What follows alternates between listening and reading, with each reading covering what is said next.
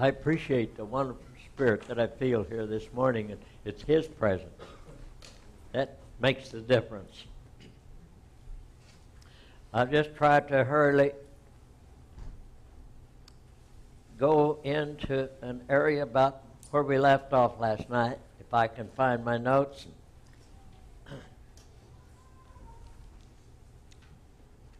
It was in 1963, I think, is about where we were. But I'd like to mention one thing that happened at this could have been in late 62 or early 63. My son, Joe, his family had moved down from Akron, Ohio, and he had taken another job in the Phoenix area to be near us. But he had taken ill, and he was very sick. And he said, "Dad, would you come in and pray for me?" So we went in, prayed for him, and he was relieved of his pain. Went on his way, and this happened about 3 days in a row. We'd go in and pray for him, and then I had to leave town for some reason, and he had a serious attack, and his wife rushed him in to the hospital, and they was diagnosing his case, and they were about to perform some kind of exploratory surgery. Just, they didn't know. My son, other son Dawson, was back, and he and Brother Branham was going to be going on a hunt. It's very special to me. There's been a kind of a standing joke in our family. If there's any hard work to do, Joe said, "Well, my hernia bothers me." And this got to be a joke, that, "Oh yeah, your hernia is bothering you." And this went on over a period of months and months in there. But Dawson would get and do the hard work, and but he didn't like it. He said, "I'm taking Joe to the doctor to see if he's got a hernia." Well, Joe wouldn't go to the doctor. Dawson had a hard time outsmarting his younger brother because he was thinking 24 hours. This was the situation in our home. And then, but back to the story where Joe's wife rushed him into emergency, and Dawson came and said, "Where's Joe?" And he's in the hospital. And he called him, and then Dawson told Brother Branham, said, "They've taken Joe in," and said, "Let me talk to him." And Brother Branham took the phone in Joe's room. He said, "Joe," said, "what? They are wrong. Their diagnosis is wrong, and don't let them do surgery." Joe called for the nurse immediately, and he said, "Get my clothes." Says, "I'm out of here. The prophet said you guys didn't know what you was doing. I'm going home." And then just right on the heels of that, we was in my yard. There under a pecan tree in this place where we had, and Brother Branham was talking to us as a family there, and he said, Now this problem that you have," said, "there's two ways to go." Said, "Now," and he crossed his finger like this. He said, "Now there's something wrong in your back." And said, "You can go to a Palmer graduate chiropractor, and he can find the trouble and he can correct it, or you can believe God and it'll all be over." Joe said, "I like that one." And then furthermore, Brother Branham said, "Now this is why you have always thought you had a hernia."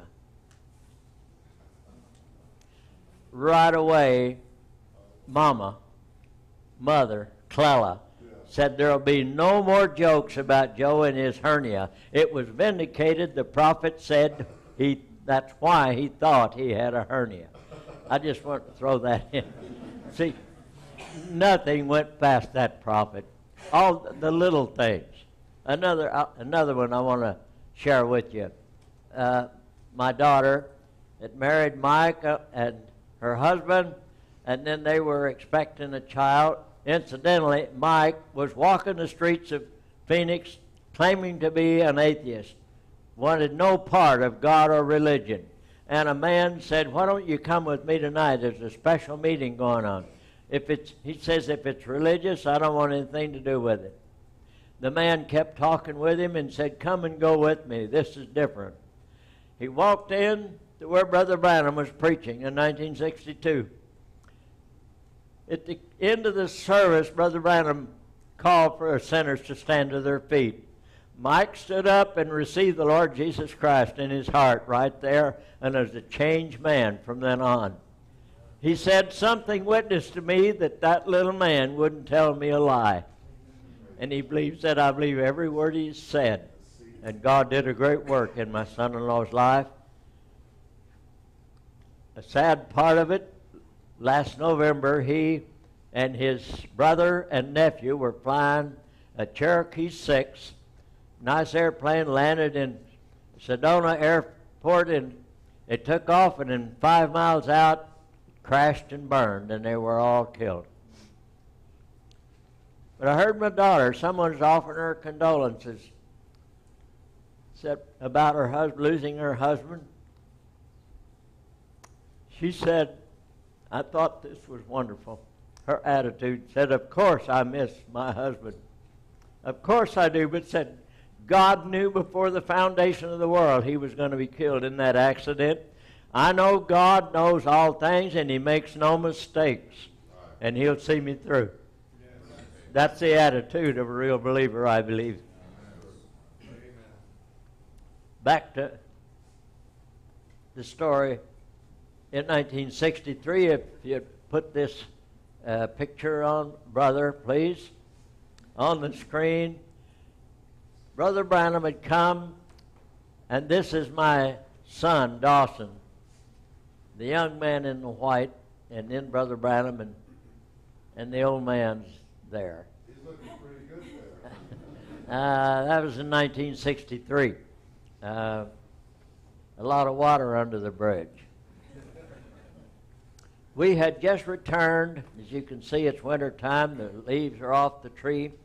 But we had been on a lion hunt up in the mountains of Arizona. We'd just come in, and I'd like to tell you a little something that happened on that very hunt. We had gone up into Strawberry. It's right under the rim, and it's high country right up, and it's a big ridge of rock runs about 70 miles diagonally across Arizona, and they call it the rim country, the Mogollon Rim. Well, there was a little area down there just under the rim with a saddle, and going to a hardscrabble mesa, which is another high country, but it's a natural crossing where the line just went from one range to another. And we know about taking line off of that same saddle, starting with the dogs, 18 different lines.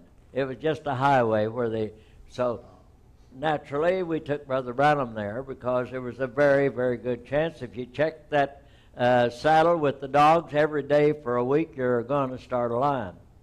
So that's where we were, there at Strawberry. And it was just a little hamlet there in the mountains at Lester and Tina Gray. They had cabins that they rented out. They had a restaurant, and they had a gas station.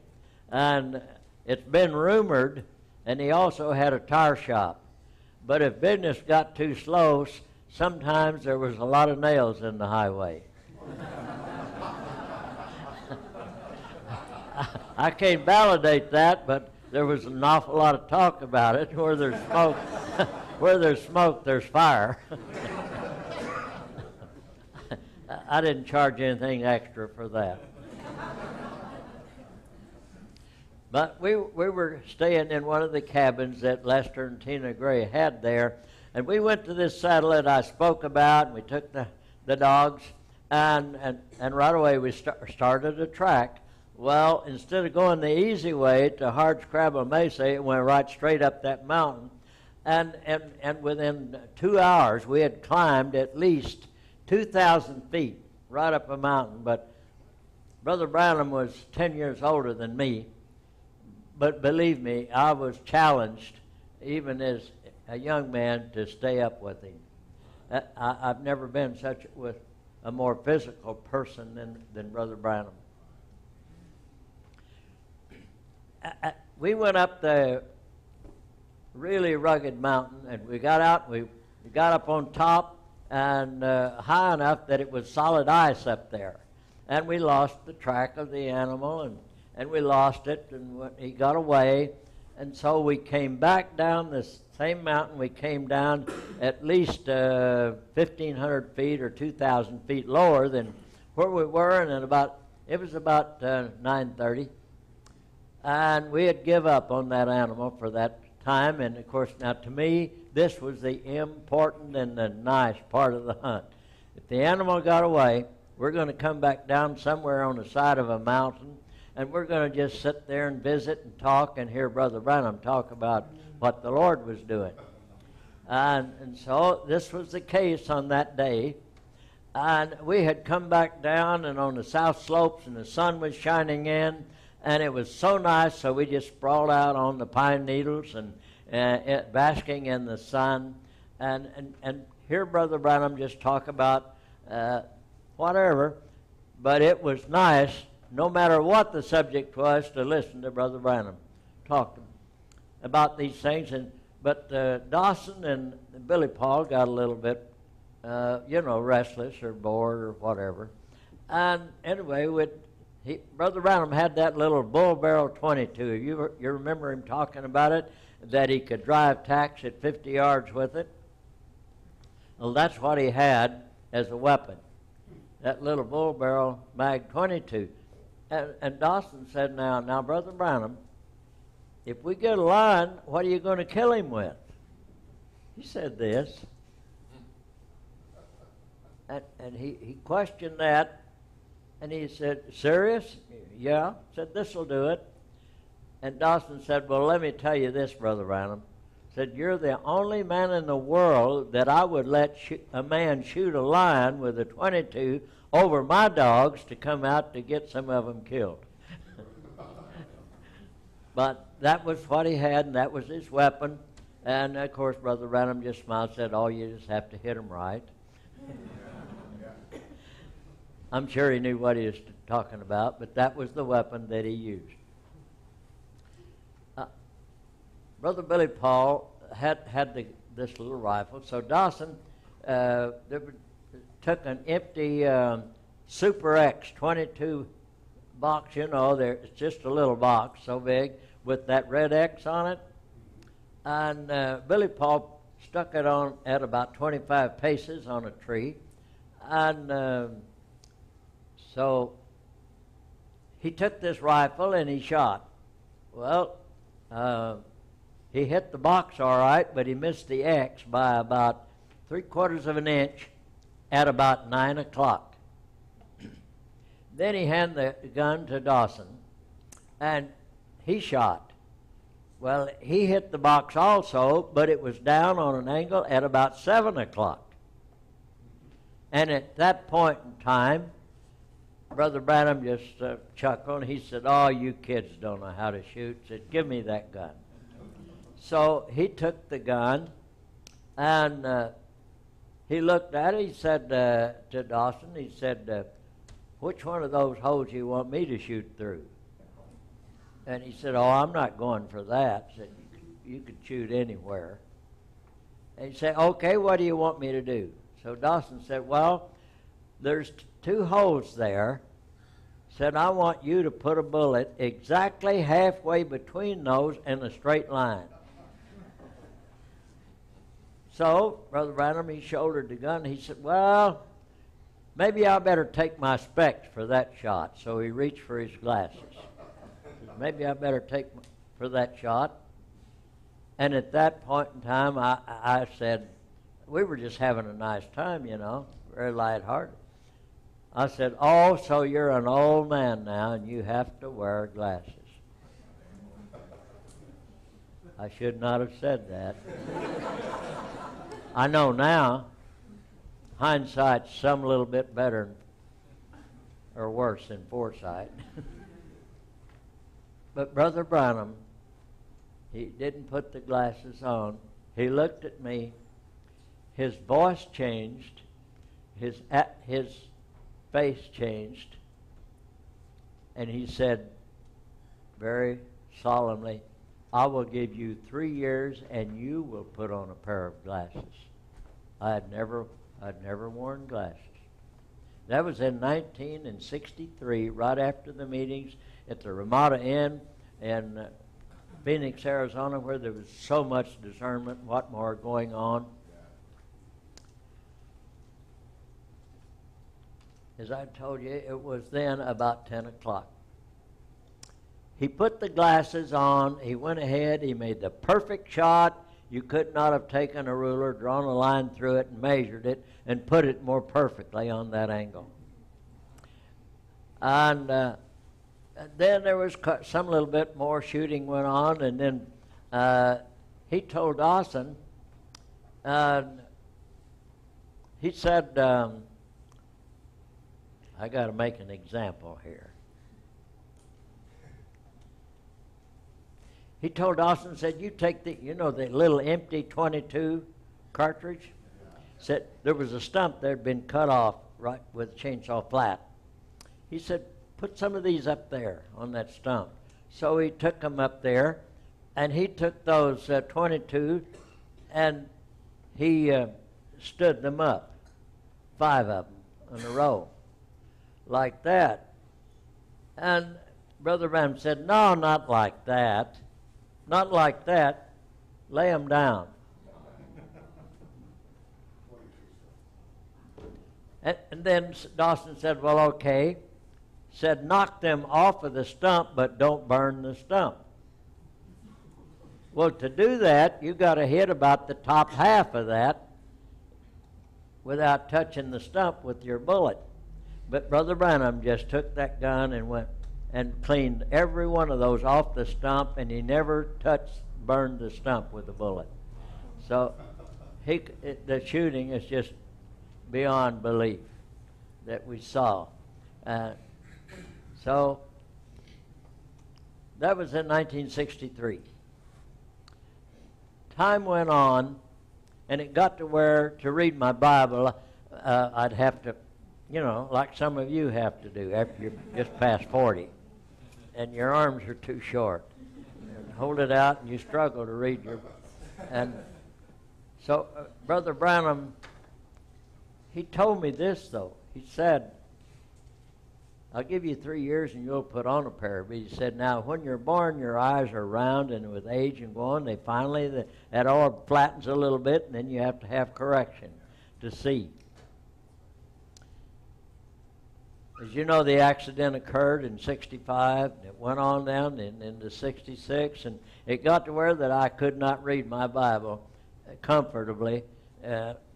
So my wife and my daughter both wore glasses, said, well, you're going to have to swallow your pride and go get you some glasses. So the optometrist they used then happened to be a man that was the vice mayor of Phoenix. And I knew the mayor and invited him to Brother Branham's meetings, and he went and sat on the platform. But the reason I knew him, I owned my mobile home park. He owned a company that had washing machines, and he had them in my laundry in the mobile home park that I'd operated. So I knew Milt Graham, the mayor of Phoenix at that time personally, and he was in Brother Branham's meetings. We went to the vice mayor, which was our optometrist, and I went to him. He said, well, Mr. Riley, you're going to have some reading glasses. I can see that. Well, one day, shortly after, the phone rang and said, Mr. Riley, your glasses are ready.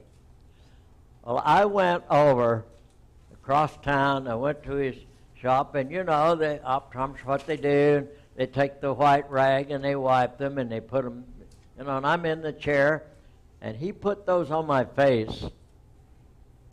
Folks, my memory flashed back quickly. When he touched my face, my memory went back. and I couldn't wait till I get home. My wife in those days, she kept for years, she kept a diary, what everything happened. I went to her and I said, honey, get your diary. I want to know what happened 3 years ago. And she took the diary and said, well, you was up on the mountain with, you was on the mountain with Brother Branham. And folks, it was exactly, when the Dr. Pisano put those on my face, it was exactly 3 years to the day and the same time of day that Brother Branham told me that. See how carefully God watches over the word of a prophet. It can't fail.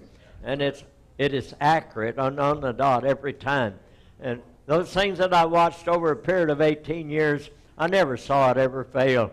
He said one time, if you ever see one of those fail, you put a sign on my back and call me a false prophet. Whatever the person could take a challenge like that. And I say these things to the glory of God to show the magnitude of what God did in the day that we lived and what I saw. The things that I looked at, a human being could not do it. It took God in the man, the person of a man, to do that.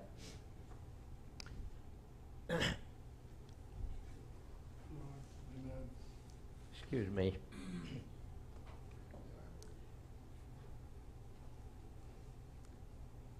In 1963, this would have been February, right after this hunt that you had the picture of there. It was right out on the heels of that in February. Their Full Gospel Businessmen was having a meeting in Tucson, Arizona at the Ramada Inn down there. Well, there was a little group of brothers from the Associated Brotherhood of Christians, a little group organization of brothers in the South, principally in Arkansas, Mississippi, and Louisiana, that they had a headquarters in Hot Springs, Arkansas. They had a campground there.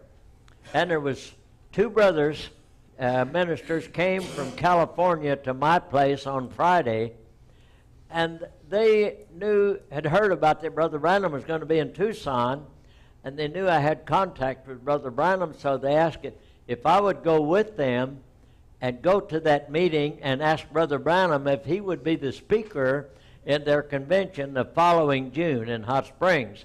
And if I remember correctly, I'm not sure, but I believe he preached Jesus Christ the same yesterday, today, and forever, and why then a greater than Solomon is here.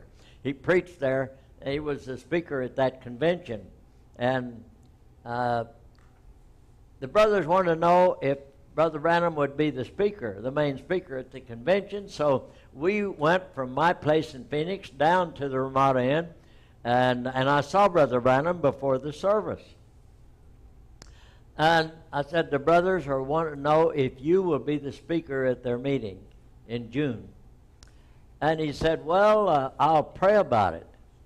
And he said, see me after the service. I said, all right. And I said, but one more thing, Brother Branham. And one of the deacons in Brother Outlaw's church, how many of you you've heard the name Brother Outlaw? He was a pastor there in Phoenix, and I attended that church for 7 years. And at that point in time, Brother Branham would come there every year because Brother Outlaw always sponsored his meetings. And at that time, I was playing the big stand-up bass and slapping that thing real hard. But he kind of liked it, I think. And I taught the teenage Sunday school class, and my wife, she taught the little girls class, and we were involved with the choir, and I was recording the weekly broadcast and pretty active in the church there, and knew the condition. Well, one of the deacons, his little daughter was 5 years old. Her name was Jeannie Hawkins. Jeannie Hawkins was very ill. In fact, she was in the St. Joseph's Hospital, and they said she could not live. She had leukemia. said she could not live. So I told Brother Branham about little Jeannie Hawkins, and he said, "Do you have a handkerchief?" I pulled out a handkerchief. It could be this one. I have 6 of those, and I had that 6, and I wouldn't take anything for them. I can't guarantee that it is this one, but I still have those 6 white handkerchiefs. And Brother Branham said, if you have a handkerchief, and I handed him a handkerchief, whether it was this one or not, but it doesn't matter. They've all been in the same drawer, and this one, if it's not, it touched the right one, and anything that the prophet touched is blessed. So, but Brother Branham said, let me have it. And this was so touching to me. He said, I want to put it over my heart and wear it over my heart during the service. And he put that handkerchief in his shirt pocket. He went ahead and he spoke to us, and I believe you can check it on your index booklet. I believe Brother Branham preached door in a door. And that morning, and at the close of the service, of course, everyone, just a lot of people came and pressed around him. They wanted to talk to Brother Branham. And so I came up, but it was over on this corner of the platform where Brother Branham was standing. Well, I just came up and went way over on that corner and just stood there because there's lots of people pressing around that wanted to talk to Brother Branham. But he saw me over there, and every little bit he'd nod his head like, just hang on, hang on. And so I knew what was happening. Well, after a little bit, the crowd kind of dissipated somewhat, and he motioned me over. So I went over to Brother Branham. He said about that meeting in Hot Springs, he said, you tell the brothers, the Lord willing, I'll be there. And he said, are you going to be there? I said, well, Brother Branham, I have no idea. I don't know where I'll be in June. And I never make a lot of plans. I'd rather just let it happen, you know, and see whatever. Anyway, and Brother Branham looked at me and said, you be there. Well, I knew better than to question that, but by this time, I said, yes, sir, I will be there. And so I did. And it was a tremendous time, tremendous meeting. But then, what I'm coming to, Brother Branham reached in his shirt pocket and get that handkerchief he had worn. He said, now, listen very carefully, Brother Riley. He said, I can't go up there. And he said, I am sending you. And I reached my hand out. He put the handkerchief in it. He put one hand here and one hand here, and he held my hand. He said, you listen very carefully. He said, you go up there to the hospital. You pick up that little girl. You raise up her garment. You put that handkerchief on her stomach, and you pronounce her well. He said, do you understand? I said, yes, sir, I do. I could not wait to drive from Tucson to get to the St. Joseph's Hospital in Phoenix to go to see little Jeannie Hawkins. I knew Jeannie Hawkins was going to be well, not by my faith, but at the word of the prophet. Brother Branham said, I'm sending you. I went.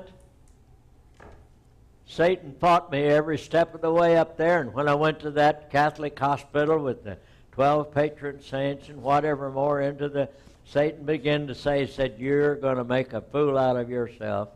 I agreed with him that that's exactly what I was going to do. I knew that where Junie was on the 5th floor. I went up there. I went in to the ward, and it was a huge ward, and they had about 25 or maybe youth beds, but God had everything planned perfectly. Everything was in order. I went in, and the staff was way back in one corner where was someone the little ones that probably was critical or dying or whatever, the whole staff was back there. To do exactly what Brother Branham said, there had to be a chair by that bed. I could not pick her up, standing up, raise that gown, and put that handkerchief on that stomach. The only bed that I saw in that ward that had a chair beside it was Jeannie Hawkins' bed. God had it all there. All right? I reached to pick Jeannie Hawkins up. I had to take her out of the bed to do what the prophet said. Satan began to say, you are in big trouble if you touch that child. You're not a relative. You're not a minister. You're not on the medical staff. You're in big trouble. And then, Satan, I rebuke you in the name of the Lord Jesus Christ. I picked that baby up. I sat down on that chair. I raised her gown. I put that handkerchief on her stomach, and I said, you demons of cancer, I condemn you back to hell where you came from, and at the word of the prophet of God, I now pronounce you well.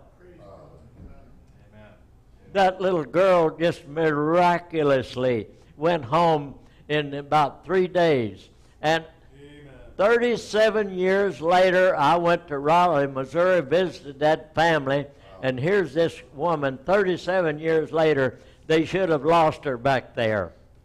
God does things well. That meant a lot to me. Not that, I said, now the reason I'm telling you this, I was just a delivery boy, that's all. Amen. Just doing what the prophet of God said. Yes. But it happened. Amen.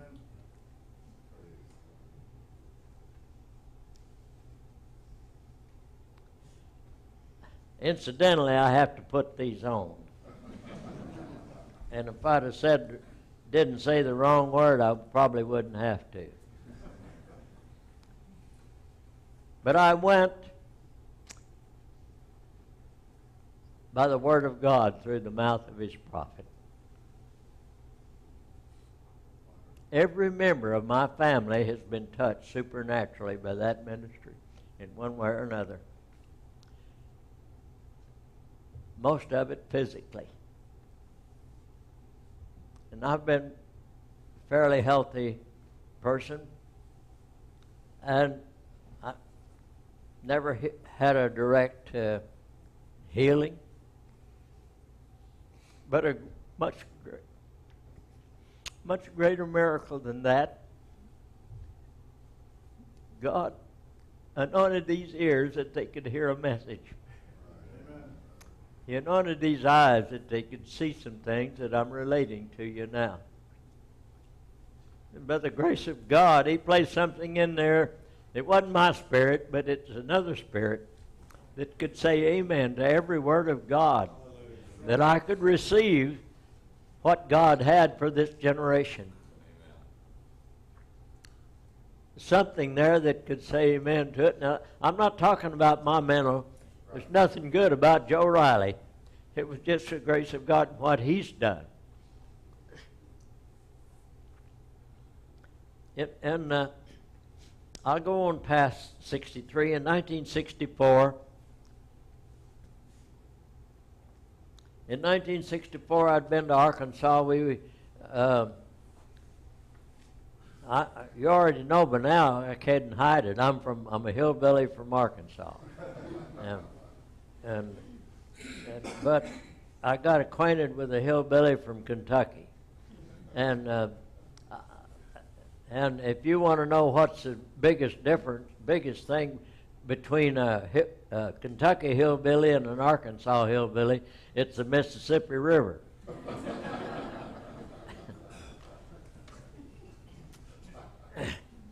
I'd gone to Arkansas to show off my poor relatives my new Oldsmobile. Yeah, that's kind of like we are, isn't it? And my wife's sister was married to the mayor of the little town, and they had a nice a nice home at the edge of town on 100 acres. It had those it's a big white house with the big white columns out in front, like a lot of those southern plantations are. That's the kind of place they had. So the room we called our room was upstairs and on the southwest corner of the house. And we had a nice visit with her sister, and we was going to be leaving to go back to Arizona. Well, in coming down the stairs in the turn, Clella fell and took a tumble, and really turned her ankle real bad, and she was in pain, just a lot of pain. But thought, well, it's not so bad that we can't continue on, get home. And of course, if we could get to Phoenix, well, we had a family doctor that had delivered most of our grandchildren, and Dawson and I had taken him hunting, and he would come to our home if we needed him. And so thought we'd get home if we could. Well, we started driving from Little Rock, and we got to Dallas by this time, about 400 miles. She's in a lot of pain. But we had already committed that we was going to go to Arizona. So I went on, drove, and got as far as that day Big Springs, Texas, which is about halfway between Little Rock and Phoenix. And it's a long drive. So we got a motel in Big Springs, Texas, but we slept very little because she was in so much pain. So we got up the next day and continued on and went on west and got to Lordsburg, and then we crossed over into Arizona, and she was really in pain. Well, there was a town there, Wilcox, Arizona. We come by Wilcox when we come out from Sunset Mountain. And in Wilcox, a famous cowboy, Rex Allen, was born and raised there. And they celebrate their pioneer days there, and they call it Rex Allen Days. And the town just shuts down, and they roll up the sidewalks, I heard. Anyway, not much going on except the rodeo and their festivities. But I said, well, we'll go into Wilcox, and I'll find a doctor. And, well, we went, and I found out all the doctors had gone somewhere. I couldn't find one. So I went to a pharmacy, and I said, I want something for pain. And for my wife, well, what's your prescription? And anyway, he didn't want to give me anything without a prescription. So I went back to the car and told Clella that his reaction. I said, so honey, we'll just hang on. I'm sorry, well, I'll drive a little fast.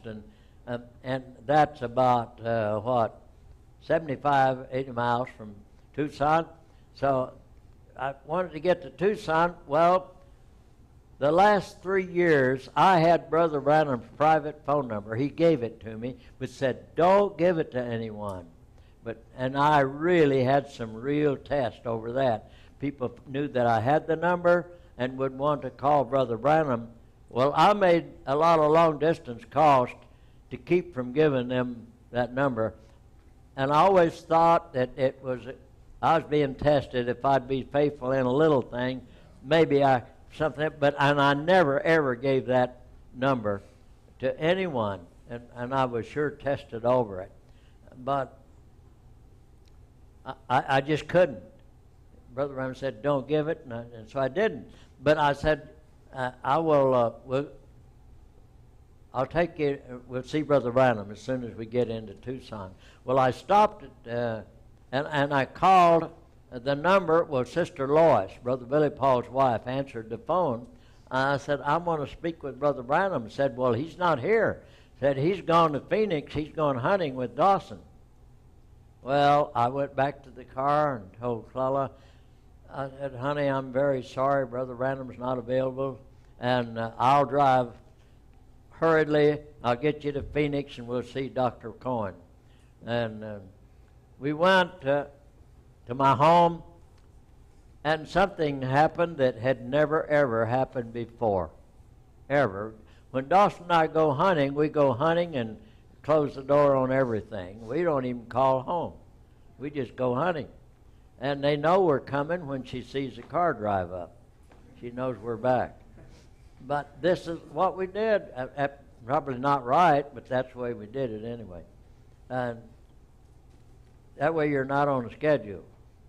But Dawson did something that he had never done. He wrote down where he was going and gave the phone number. And it so happened that he was going back again to Lester and Tina Gray's lodge because it was so close, right in the middle of the good hunting. He left the phone number and said where he would be. So I said, I'll call.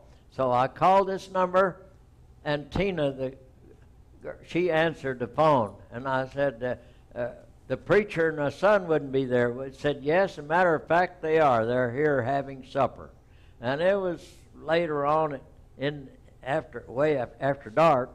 And so Brother Branham came to the phone, and I told him about Clella in such pain, but I said nothing about any of the other. I just said she's in terrible pain. And he said, put Sister Riley on the phone. So I gave her the phone. He said, now, I'm going to go outside where I can look up at the stars. Said it's real noisy in there. Of course, you could hear the jukebox and all the noise and the dishes, silverware rattling, and it was just so noisy in there. Said, I'm going outside where I can look up at the stars. Said, I want you to watch the clock, and in 5 minutes you see what happens. Did you ever sit down and just look at the clock and see how long it takes for 5 minutes? It's like watching your grass grow. But here we're sitting there in this condition. We're barely breathing. We're just not saying a word. We're looking at the clock. We're looking at the clock. But folks, in 5 minutes, every pain went out of her body. She went to bed and went to sleep like a baby. Later on, it was said, there was no dialogue or discussion. Later on, he said, when she fell, now we're in a mixed audience, I understand that, said when she fell, it locked her bowels. We thought just her ankle. We didn't know. And here she's in this pain now for 2 days and a half. We didn't know. God knew through his prophet. But every pain went out of her body. I'm sorry, but it was the next day before there was any physical relief. But there was no pain. God knows what he's doing. And that is a miracle. So,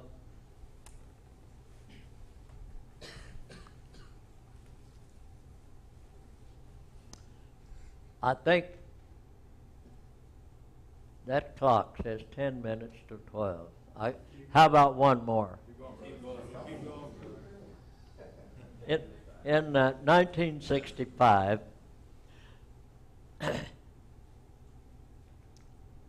where's that picture? They'll put it back up. Oh, the cloud? The cloud. You want the cloud picture? Sunset Mountain. I had the privilege to walk on the ground above where this appeared quite a few times. And I've camped on that spot with Brother Branham at Sunset Mountain. Thank you, brother, for that song. I've camped there and some tremendous things. It took place there. One thing I'd like to share with you that just meant so much to me. And I had been in the meetings for a lot of years before I confessed, before I really knew who Brother Branham was.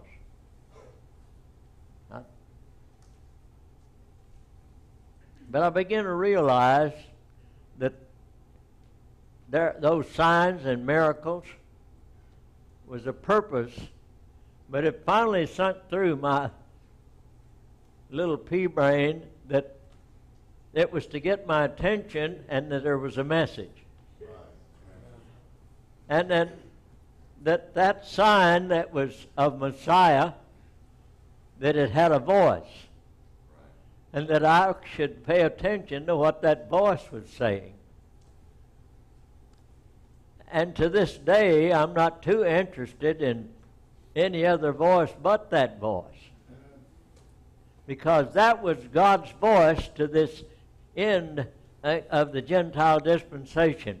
That sign of Messiah was done before the Jews and before the Samaritans and before those people, but God reserved that down for this time. What we've been talking about, that God had a voice and He had a message for you and I. And it was through God's provided way that we're saved through this. And to me, I see very little salvation in anything outside of this. If it is, it's cannon fodder, and at the very best, foolish virgins. I say that reverently. But on this very site where this cloud ring came down, I was camped there in 1965 with Brother Branham, and there was about 25 of us there, and it was so nice to be there with him. The things that he said and did were always entertaining. Now, if you think he was always serious, you're really wrong. He had a great sense of humor, and he was really a man's man and a pleasure to be around. But I've never seen a more consummate gentleman than Brother Branham, too, around the ladies, and how he respected and honored. And I really don't like to be around men that so dominate their wife and make them look like a rug. I don't like that at all. Of course, I lost my dear wife. It'll soon be 9 years ago. And I still live alone, and I still do girl work, and I haven't learned to like it yet. I don't like laundry and doing dishes, and I don't like to cook, and I don't like it, but I'll do it as long as I have to. But I like to see a man treat his wife like a queen and a king. If you'd read, there's a quote there on the flashing red light of his coming. If you'll read that every once in a while, you'll see what Brother Branham thinks that you ought to think about your wife. We was camped there. Now, where this cloud ring, those 7 angels, and one of them that said, "Look more to me," is about a half a mile from that rock where we took they call it where a picture of Brother Branham and little Joseph is about 8 or 10 years old on that. That cloud ring was about a half a mile back to the southeast and of that actual spot, just over the ridge. We was camped there, and I had a question on my heart that I wanted to ask Brother Branham. But I wanted it to be private. Excuse me. I wanted a private audience with Brother Branham on this, and I guess I didn't want anybody else to know my ignorance or whatever, or boldness or what. Anyway, that was my desire. We had a campfire right by that rock where the picture that I referred to of Brother Branham and little Joseph. But the campfire had gone down. There was no fire, just the embers and some little pieces. And it was getting late in the night, and in February up there at that elevation, after the sun goes down, it gets a little chilly, for us desert rats anyway. Some of you hardy Canadians might roll up your sleeves, but we all had on our coats, and we had a fire around it.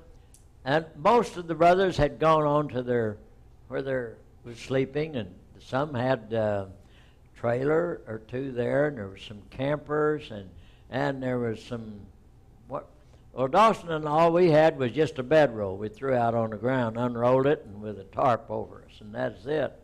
But that was our camper. It come down to was just three of us. Now, I'm serious.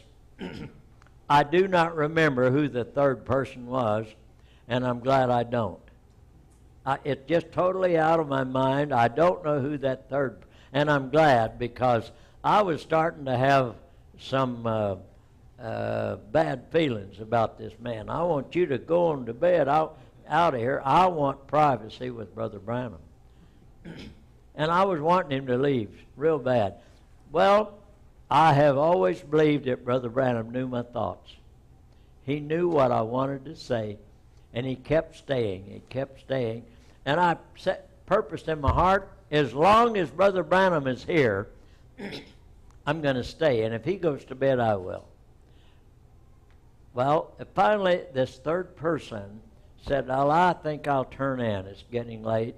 And, of course, he went on. Well, at that point in time, Brother Branham, he just took his boot and kicked it and cooked that, and in a little fire, about, I'm going to say 18 inches, and we just knelt like this. Over that fire, just face to face, right over this little fire, like so. And a little bit of silence, but I didn't want to waste a lot of time. I said, Brother Branham, there's something that I'd like to ask you a question about. He said, well, what is that, Brother Riley? I said, it's a statement you made, and it's on the tape. You can go check it out. Brother Branham said, speaking of his ministry, he said, now, if this is not it, it's just like it, and it's laying a foundation for it. I'm sure you've heard that. And Brother Branham said, well, what bothers you about that, Brother Riley? I said, well, just this. He said, well, you know the scripture on it, don't you? I said, well, I thought I did. He said, well, what bothers you? I said, well, we have believed in your ministry that it was a fulfillment of Malachi 4 and 5, Revelations 10, 1 to 7, Luke 17, 30.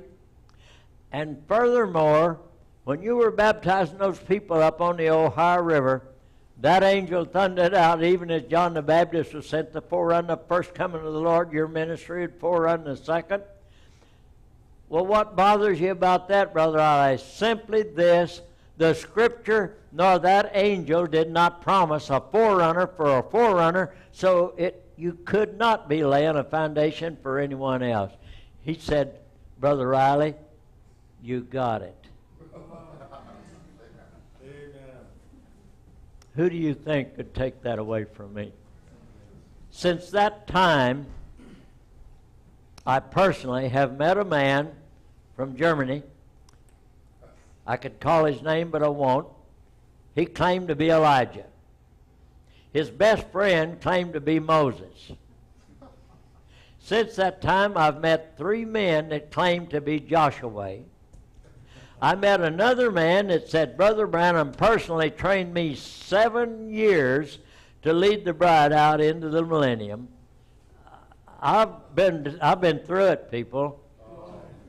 I don't believe any of it. They're all a bunch of impersonators. And any true minister today is going to point you back to what that prophet of God said.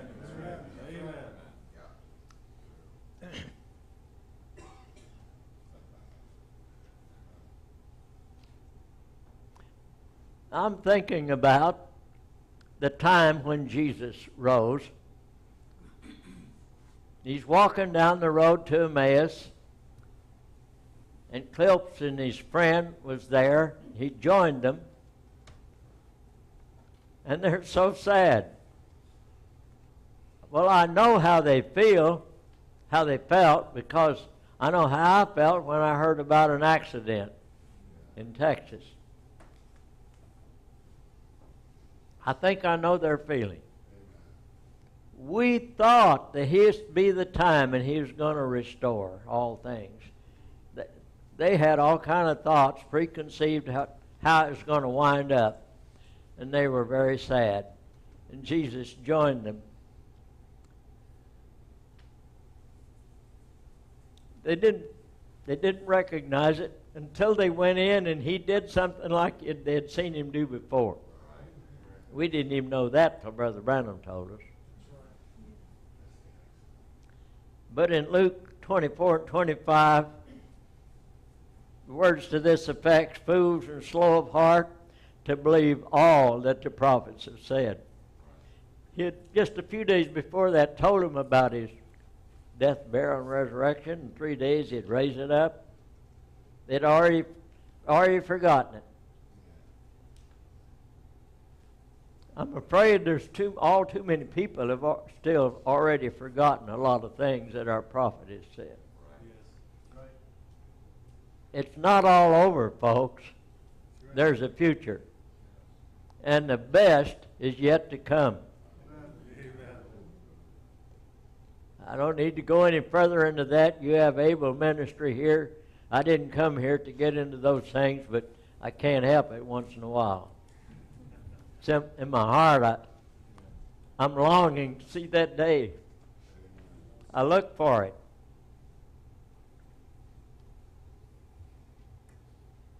They asked a question back in those days, what can we do to do the works of God? The answer was pretty simple.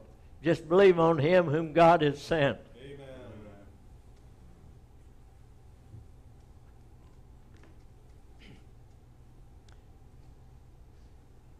I'd like to share another little thing with you. Amen. Brother Carl Williams, who was really a bosom friend of mine, he was the president of the local chapter of the Full Gospel Business. I always get that mixed up. I say it wrong a lot. I'm trying to get it right, but I used to call it the Full Businessmen's Gospel Association. And they predicated God's blessings on how many Cadillacs you had or how many air conditioners they had on your motorhome.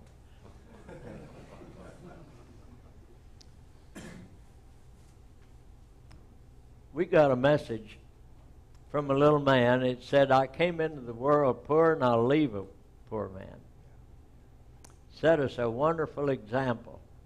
Brother Branham not only preached us a message, but he lived us a message.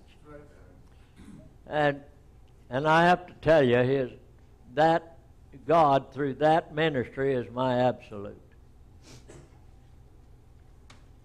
Carl Williams was head of, and he's also one of the international directors of the Businessmen organization. And it got to the point that they were dissatisfied with Brother Branham's teachings, and I'm inclined to believe that they were greatly influenced by their worldly women, their wives, too much into the world. And they was now wanting to silence that voice that was condemning their habits. They wanted to have other ministry to come in as their main speakers. Well, God bless old Brother Carl Williams. He stood there like a rock and like a bulldog. And he was just a big old rough well driller by trade. But he said, as long as there's a Carl Williams, as long as there's a Full Gospel Businessman, there's going to be a William Branham. And he stayed with it. Just a little bit later, he was over at another meeting of the Full Gospel Businessmen, and Brother Carl was there and coming out the door, and Brother Branham said, there was no talk about it. Brother Branham said, Carl, I appreciate you sticking up for me over there the other night.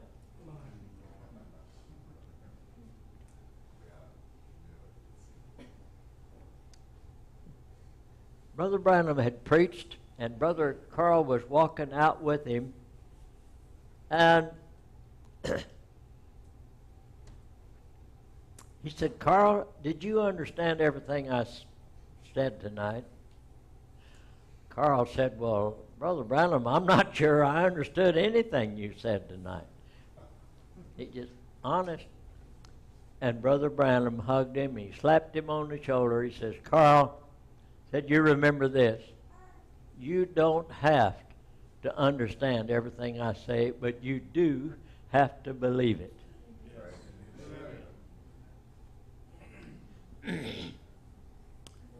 Where's the pianist?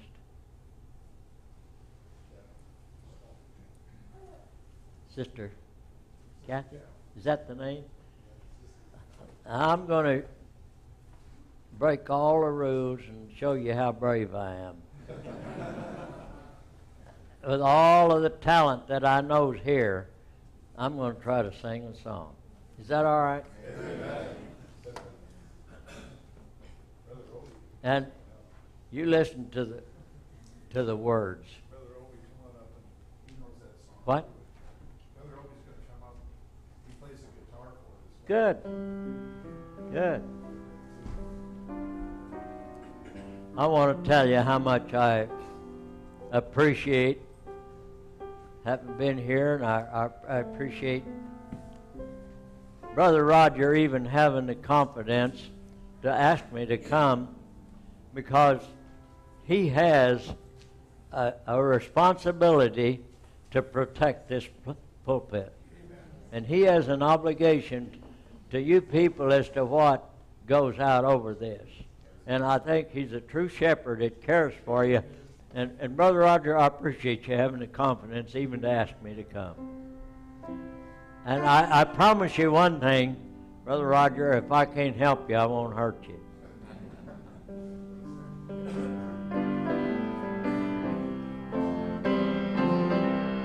Life is like a mighty sea, so tossed and driven. Billows rise within the heart of every man. Storms so many times will leave heart with question, but you don't need to understand, just hold his hand. I don't need to understand, I just need to hold his hand. I don't ever need to have reason why, for I know he'll make a way through the night and through the day. I don't need to understand, I just need to hold his hand.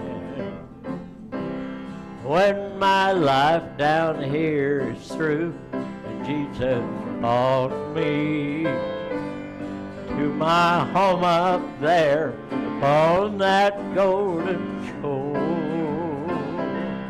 I look back, review the path that lay before me, then I won't care to understand anymore.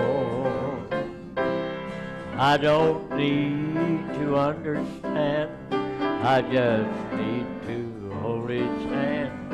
I don't ever need to ask reason why, for I know he'll make a way through the night and through the day. I don't need to understand, I just need to hold his hand. And you don't need to understand, you just need to hold his hand.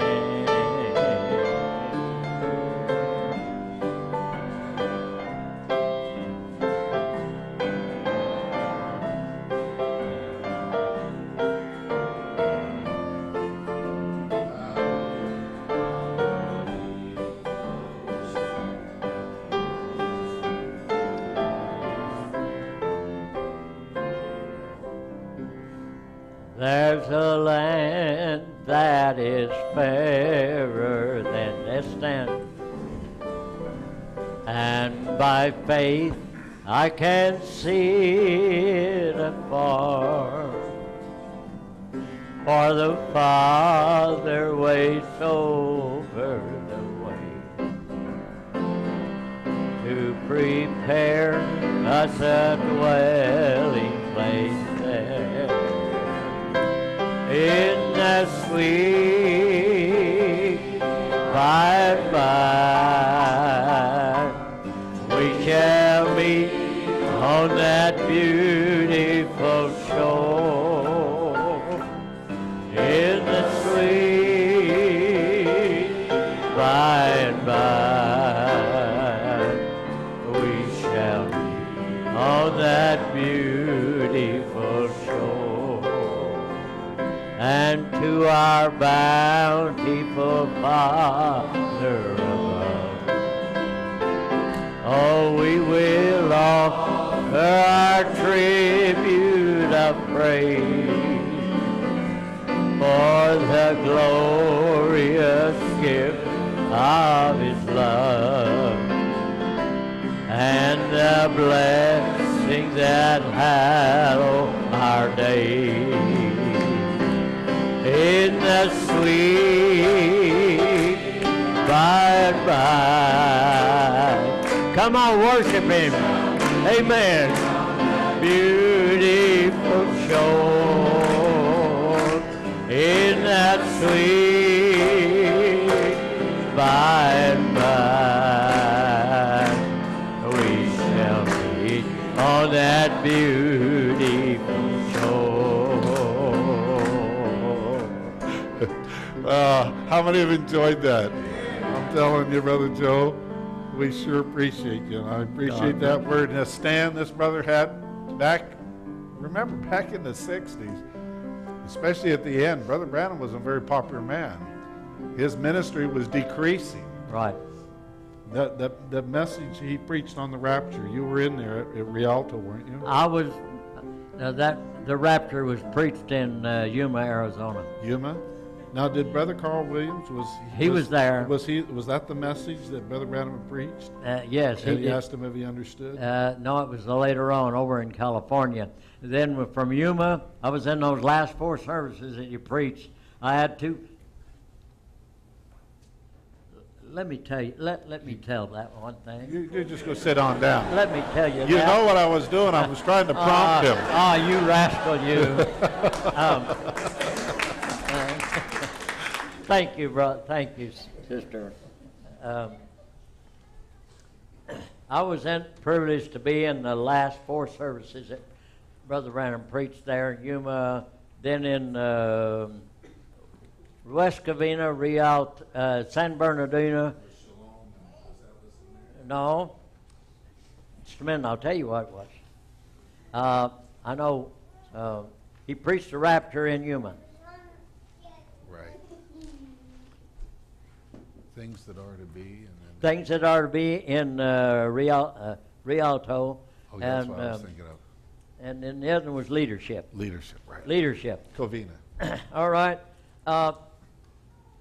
In the meeting in Yuma, it was held at the Starlight Ballroom and Hotel in Yuma, Arizona. And there was several of us there, and the Mosley brothers, and Earl Williams, and Roy Carpenter, and a few of us were there. And some friends of mine from Utah, I wanted them to hear this message so bad. I invited them down. We went to the meeting in Yuma, and I was in the vestibule with almost the brothers there, and Brother Branham came in, and as he come in here, I'm right there. I wanted to be at the right place at the right time. But anyway, Brother Branham said, well, there's that Arkansas squirrel hunter. And he said, let's go hunting. I said, well, I can't. I came here to hear my favorite preacher. Well, then he went on and shook hands with the other brothers. But that was what happened there in Yuma to start the service. But that's the night that he was so disturbed with the people, with the silverware and the That's waitress. right. They were rattling. They were coming in. And they was coming and going, and it really bothered Brother Branham a lot. But what a tremendous message he preached there, the rapture. And then he went on over to What was the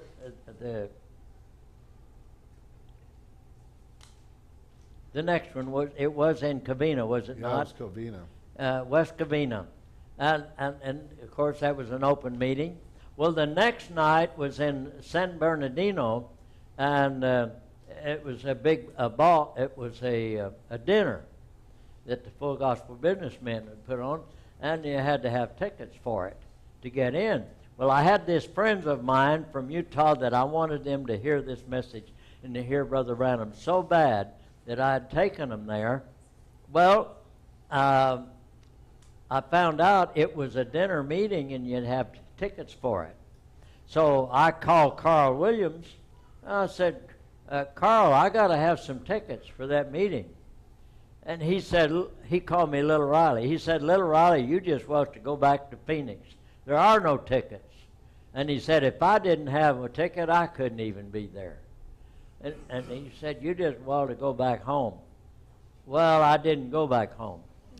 I went on over to the meeting place, and I took my friends, and here the crowd was already gathering. And I told John and William, I said, you go ahead and get in that line. And it was then, the line was a half a block long. People standing in line to getting ready to go in to open the door. And I said, you get in line. And I went around behind this big building, and it was pitch dark. I went back around there, and I got back there, and I started calling on the Lord. I was praying, God, make a way. I want to be in that meeting for my friends. And I'm just praying, Lord, make a way for me to get in that meeting. And I'm there, and I'm conscious. Here's a car drove in, and the headlights is right on me. They turned them off, and I looked, and it was a big black Chrysler. And it was Brother Bill Dow. You've heard Brother Ben talk about Brother Bill Dow. Bill Dow, yeah. Brother Bill Dow's Chrysler, and Brother Billy Paul was in the car with him. And Brother Billy Paul got out and came and said, Brother Riley, what are you doing back here? I said, I just been having a little talk with our Lord. He said, well, will you help me get Brother Dow in? You know, he was a big man, and he had a wheelchair. Yeah. And so I helped Brother Billy Paul get Brother Dow in the back, and had to lift it up over a little step there to get it inside. Well, we went on inside through the back door. Well, and we got inside, so Brother Billy Paul thanked me very graciously, said, thank you for helping me. In other words, he's dismissing me. Well, I didn't go back outside. I'm inside.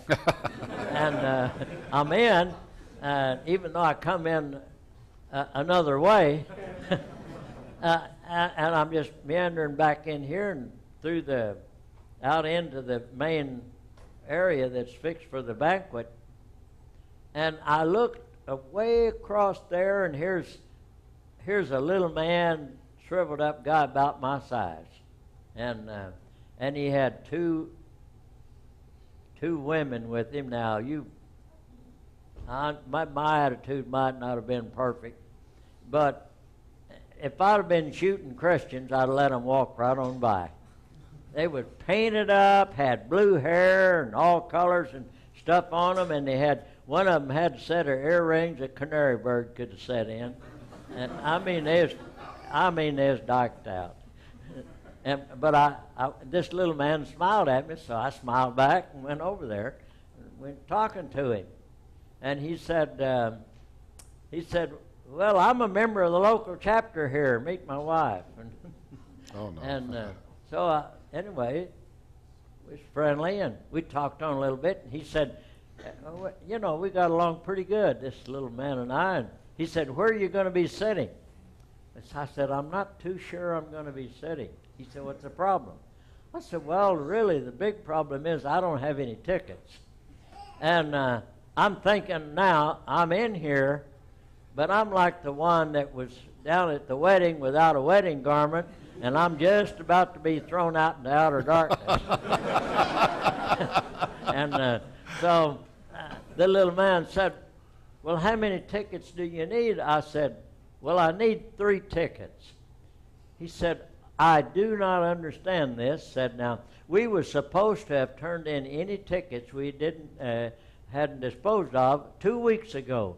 And I don't know why that I still have these tickets. I said, I do. God wouldn't let you sell them. He made you save them for me. He said, well, I guess so. So he let me have them, and I paid him. And I went back out to the line. You see how God does. Praise I went God. back out there, and my friends are had faith still in the line, and they're only about 6 feet from the door. And I got there, and here's the tickets, and we went in. God made a way for me to be in. And you see, I don't care what you pray about, if you believe it strong enough. I remember what Brother Branham talked about who was the guy that got swallowed by the whale, Jonah? Yeah. And that he remembered, even though he was down in that whale's belly, and he couldn't see anything but whale's belly, and whale's belly. But he remembered that a prophet had said, if you're ever in trouble and you look toward this holy place, call on me, I'll answer. And he did, and so I felt about in the same situation, but God came to the rescue with those tickets. Okay, the next night, the last one was over there in West Covina. And the same thing, I didn't have tickets, but I still went on to the church anyway. And I went down there, and walking across the parking lot just before the service, here come Earl Williams, Carl's son. And I said, hey, he said, what are you doing here? I said, same thing as last night, no tickets. And he said, what do you need? I need 3. He said, I just got 3 tickets for him. God made a way for me to be in those last 4 meetings. It looked almost impossible. God knew my heart. I wanted to be there.